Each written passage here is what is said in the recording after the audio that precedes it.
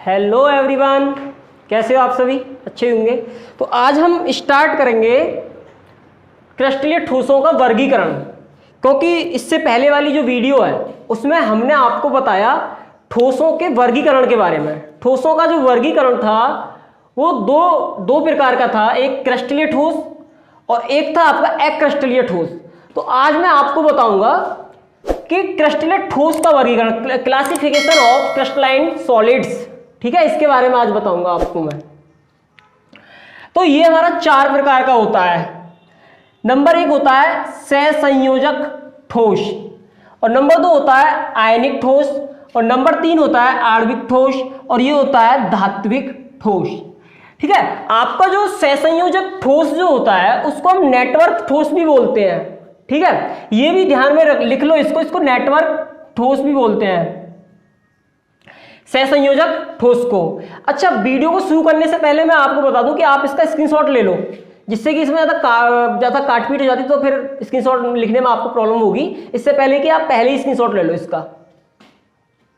ठीक है, तो देखो सहसंयोजक ठोस होता क्या है, इसकी डेफिनेशन ये लिखी हुई है और मैं आपको बता दूंगा, समझा भी दूंगा इसके बारे में कि जो सहसंयोजक ठोसों में जो अवयवी कण जो होते हैं, क्या है, इसके जो अवयवी कण जो होते हैं वो एक दूसरे से प्रबल सहसंयोजक बंधों द्वारा, जिसे हम कोवलेंट बॉन्ड बोलते हैं इंग्लिश में, ठीक है, उसके द्वारा बॉन्ड मतलब बंध के द्वारा, एक बॉन्ड होता है कोवलेंट बॉन्ड, उसके द्वारा ये जुड़े होते हैं। ठीक है, और ये जो बंध होता है थोड़ा स्ट्रॉन्ग फोर्स होता है। ठीक है, इस प्रकार ये एक विशाल बहुत बड़ा जाल बनाते हैं। ठीक है, कि इसकी जो सहसंयोजक ठोस जो होते हैं हमारे, एक बहुत बड़ा जाल का फॉर्मेशन करते हैं। ठीक है, यह जो होते हैं सामान्यतः विद्युत के कुचालक होते हैं। ठीक है, एक होता है विद्युत का सुचालक और एक होता है कुचालक। तो ये विद्युत के क्या होते हैं? कुचालक होते हैं। अच्छा, उदाहरण के लिए मैं आपको समझा दूं कि हीरा है, ग्रेफाइट है, काला फॉस्फोरस, जिसे हम बोलते हैं ब्लैक फॉस्फोरस। ठीक है, ये सभी इसके एग्जाम्पल थे। अच्छा, एक इसमें अपवाद है, इसे आप नोट करके लिख सकते हो। अपवाद क्या है कि जो ग्रेफाइट जो होता है आपका, वो विद्युत का सुचालक होता है। ठीक है, जबकि हमने डेफिनेशन में लिखवाया है आपको कि कुचालक होते हैं, तो ये एक अपवाद है। तो ये जो अपवाद है ग्रेफाइट का, ये गुण ये किसके वजह? ये परतीय संरचना के वजह। ठीक है, परतीय संरचना के कारण ये क्या होते हैं? विद्युत के सुचालक होते हैं। ठीक है, अब हम इसके आयनिक ठोस के ऊपर बात करेंगे। हम इसके क्लासिफिकेशन है, इसका दूसरा जो पार्ट है आयनिक ठोस, उसके बारे में पढ़ेंगे। ठीक है, तो सबसे पहले आप इसका स्क्रीनशॉट ले लो, क्योंकि इसकी डेफिनेशन लिखी हुई है। अब क्या है, देखो आयनिक ठोस होते क्या है। आयनिक ठोस में जो अवयवी कण जो होते हैं, अवयवी कण, आयनिक ठोस मतलब आयनिक ठोस जैसे NaCl है। ठीक है, ये हमारा एक आयनिक ठोस है। तो इसमें आयन जो होते हैं Na+ और Cl-, मतलब NaCl में आपके जो आयन होते हैं Na+ और Cl-। ठीक है, इनके द्वारा जो एक संरचना बनती है वो बनती है आयनिक ठोस की संरचना। ठीक है, अब इनके बीच में जिससे ये जुड़े हुए हैं, जिनसे कि एक आयनिक ठोस की जो आकृति बनी हुई है, वो एक वैद्युत आकर्षण बल के द्वारा ये आपस में जुड़े रहते हैं। ठीक है, इसी कारण इसको बोलते हैं आयनिक ठोस। ठीक, और ये जो होते हैं कठोर होते हैं, भंगुर होते हैं, और विद्युत के कुचालक होते हैं। अब विद्युत के कुचालक क्या होते हैं? विद्युत के कुचालक होते हैं जिनमें है कि करंट फ्लो ना करे। ठीक है, उनको बोलते हैं विद्युत के कुचालक। सुचालक कौन से होते हैं? जिसमें जिसमें से होकर इलेक्ट्रिसिटी पास हो जाती है। अच्छा, NaCl है, अगर हम इसका जलीय विलयन बनाते हैं NaCl का, इसमें वाटर मिला देते हैं, मतलब जलीय विलयन बना लेते हैं NaCl का, तब वो क्या होता है? विद्युत के सुचालक हो जाते हैं। ये भी आपको ध्यान रखना पड़ेगा। जितने भी आयनिक ठोस हैं, अगर उनका हम एक ठोस मतलब उनका एक सॉल्यूशन बना लें, ठीक है, और फिर उसमें इलेक्ट्रिसिटी पास कराएं, तो वो पास हो जाती है, फिर वो सुचालक बन जाते हैं। ये आपको ध्यान रखना है, क्योंकि ये घुमाने वाला क्वेश्चन है। वो पूछ सकते हैं कि बताओ NaCl, एग्जाम में ऐसे आ सकता है कि NaCl का जलीय विलयन क्या एक सुचालक है अचालक? तो ये भी ध्यान रखना है आपको। ठीक है, और वैसे ये जनरली इसी फॉर्म में देखें हम NaCl को, तो ये कुचालक होते हैं। ठीक है, ये ध्यान रखना है आपको। अब हम तीसरा इसका वर्गीकरण समझाएंगे। ठीक है, आणविक ठोस।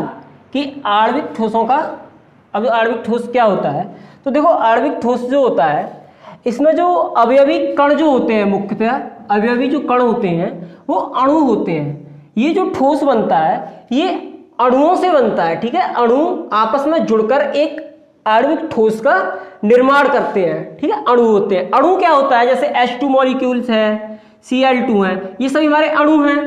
एटम क्या होता है, परमाणु क्या होता है, ठीक है। परमाणु क्या होता है, जैसे H है तो ये हमारा एक क्या है, ये परमाणु है। और अणु क्या है, जैसे H2 है, Cl2 है, ये हमारे अणु हैं। मतलब कि ये समझ लो जो आणविक ठोस जो होते हैं अणुओं से मिलकर बनते हैं और वो और इनके बीच में जिससे जुड़े होते हैं, जैसे H2 है, एक और H2 लगेगा, तो ऐसे करके एक ये बहुत सारे आपस में H2 मिलते हैं और एक आणविक ठोस का निर्माण कर देते हैं। अब ये कौन सा फोर्स होता है इनके बीच में जिससे कि ये जुड़े होते हैं, तो ये जो बल होता है, बल ये होता है वान डर वाल्स बल, ठीक है। इसको बोलते हैं वान डर वाल्स बल के द्वारा। ये जो बल लगता है, फोर्स तब लगता है जब हमारे पास कोई भी दो न्यूट्रल स्पीसीज होती हैं जिनके पास कोई भी चार्ज नहीं होता है, ठीक है। जब उनको आपस में जोड़ा जाएगा तो वान डर वाल्स फोर्स होता है। ये फोर्स थोड़ा सा वीक होता है, कोवलेंट के अपेक्षा देखें तो हम, ठीक है, वीक होता है। अब जैसे उदाहरण में आप ऐसे लिखते हैं H2 और Cl2, ठीक है। ये हमारे किसके एग्जाम्पल थे, आणविक ठोस के। अब बचा हमारा इसका 4 टाइप, धात्विक ठोस, उसको भी देख लेते हैं, ठीक है। तो अब हम इसका 4 टाइप मतलब चौथा जो प्रकार है वो है धात्विक ठोस। धात्विक ठोस क्या होता है, जैसे कि हमें कोई धातु चाहिए, ठीक है, तो उस धातु को सबसे पहले जो धातु मिलती है हमारी वो मिलती है एक हमें सामान्य, अगर हम नॉर्मल टेम्परेचर पर बात करें तो वो हमें धातुएं जो प्राप्त होती हैं वो धात्विक ठोसों के रूप में पाई जाती हैं। मतलब हमें वो धात्विक ठोसों के रूप में मिलती हैं, वो डायरेक्ट ही हमें कोई भी धातु हमें डायरेक्ट नहीं प्राप्त होती है, वो धात्विक ठोस के रूप में मिलती है। फिर उसका हम निष्कर्षण वगैरह करते हैं, ठीक है, उसको प्योरीफाई किया जाता है, उसका निष्कर्षण करते हैं, ठीक है, निष्कर्षण, तब उसको निकाला जाता है। तो इसमें क्या होता है कि जो धात्विक ठोस जो होते हैं, धात्विक ठोस, उनमें धनायन एवं उसके इलेक्ट्रॉन का जो समूह होता है, मतलब उनमें क्या होता है, एक तो धनायन पार्ट होता है, धातु के पास तो पॉजिटिव चार्ज होता है तो उसमें धनायन होता है, और इलेक्ट्रॉन का क्या होता है, समूह होता है उसके पास। धात्विक के पास हमेशा धनायन होते हैं क्योंकि ऋणायन नहीं होते, क्योंकि धातु की जो प्रॉपर्टी होती है वो प्रॉपर्टी होती है इलेक्ट्रॉन को देने की, ठीक है, इसलिए उन पर धनायन चार्ज आता है। और क्या कहते हैं, नॉन मेटल्स मतलब जो अधात्विक होती हैं उनकी प्रॉपर्टी होती है इलेक्ट्रॉन को गेन करने की, इसलिए उन पर ऋणायन चार्ज आता है, ठीक है। अब ये जो धातु जो होती हैं, ये धात्विक जो ठोस होते हैं विद्युत के सुचालक होते हैं और ऊष्मा के, मतलब इनमें से करंट, इलेक्ट्रिसिटी को हम पास करा सकते हैं, इसलिए हम इनको बोलते हैं कि विद्युत के सुचालक होते हैं। और ऊष्मा भी, जैसे कि ये मेरे पास कोई मेटल है, धातु है, मैं यहां से हीट दूंगा इसको, तो यहां पर इसको टच करेंगे तो यहां भी क्या होगी, ये गर्म हो जाएगी। तो इससे हमें पता चला कि यहां पर इसमें क्या हो रहा है, ऊष्मा का सुचालक है ये, ठीक है। अब क्या है, इनमें धात्विक चमक होती है, इनमें धात्विक चमक, जैसे चांदी है, चांदी हमारी क्या है, धातु है जो कि धात्विक ठोसों से उसको हम प्राप्त करते हैं, तो चांदी में एक अपनी चमक होती है, ठीक है। तो इसमें बोल रहे हैं, इसमें एक चमक होती है, आघात वर्धनीय होते हैं, तन्यता होती है, आदि ऐसे गुण उसमें पाए जाते हैं। अच्छा, आघात वर्धनीय का मतलब अगर इसको खींचा जाए तो ये क्या होगा जैसे, और तन्यता मतलब क्या है, इसको एक तरीके से तनी हुई होती है, इसको हम खींच सकते हैं, जैसे कि वायर होता है, ठीक है, वायर को अगर हम खींचे तो उसमें क्या है, तन्यता वाला गुण पाया जाता है, ठीक है, आघात वर्धनीय। और तन्यता मतलब उसको ऐसे किसी चीज पे अगर उसको बजाते हैं कुछ भी इस पे, तो आवाज उसकी क्या होती है, गूंजती है, ठीक है। तो ये सभी इसमें गुण पाए जाते हैं, जैसे कि कॉपर है और आपका आयरन है, Ag मतलब चांदी है, ठीक है। और ऐसे करके हमारे ये सभी गुण पाए जाते हैं। तो आज के लिए इतना ही काफ़ी है, क्योंकि क्रिस्टलीय ठोसों का वर्गीकरण हो गया। अब आपसे मिलते हैं नेक्स्ट वीडियो में, जिसमें हम पढ़ाएंगे क्रिस्टलीय जालक, ठीक है।